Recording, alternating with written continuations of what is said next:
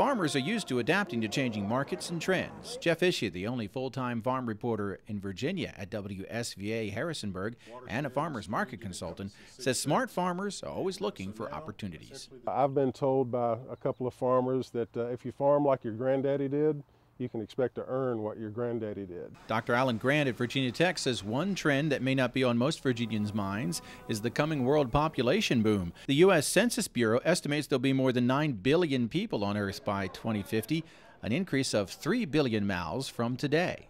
We are going to have to produce twice as much food, perhaps in 40 to 50 years than we do today. That's going to place a tremendous demand, a challenge for today's agriculture. What about local foods? They'll be important too. It's a big world, and I think that farmers in 2020 are going to have to be looking at both ends of the spectrum, from the buy fresh, buy local movement where you can sell your commodities, your livestock and your fruits and vegetables and so forth locally, and you have to also be thinking globally at the same time. I think more and more consumers want to know where their food comes from.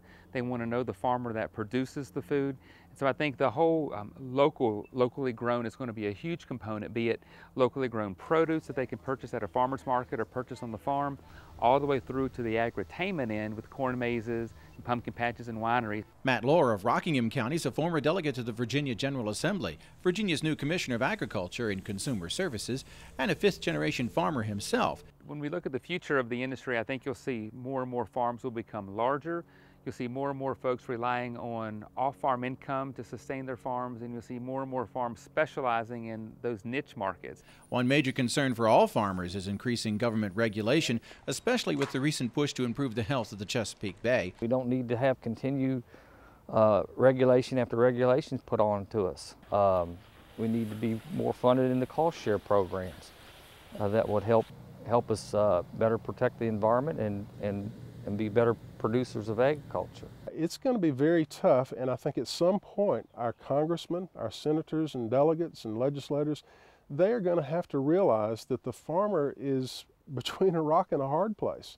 What we're focusing on is the science, so that we can make sure that as policy is developed, that it's based on good science, real science. With all these marketing and regulatory challenges, Truban says it'll be hard for many farmers to make a profit, and that's what worries him.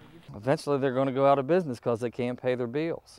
But further reaching is it doesn't create the desire for the next generation to come and farm.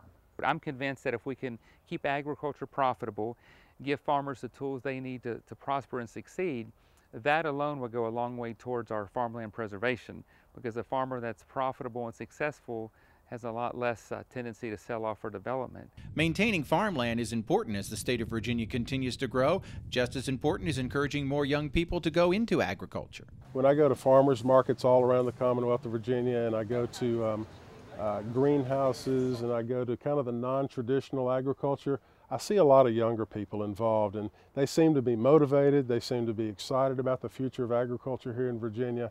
And I think that also gives hope to the older generation. There's tremendous opportunities in other parts of agribusiness for young folks, be it through the marketing, the science and technology, the communications, the education, lots and lots of opportunities for young people. We're always ever optimists, farmers are. We always think that it's going to get better, and farmers have a lot of ingenuity, and they figure out a way to do something, create more with less. In Richmond, Virginia, I'm Norm Hyde.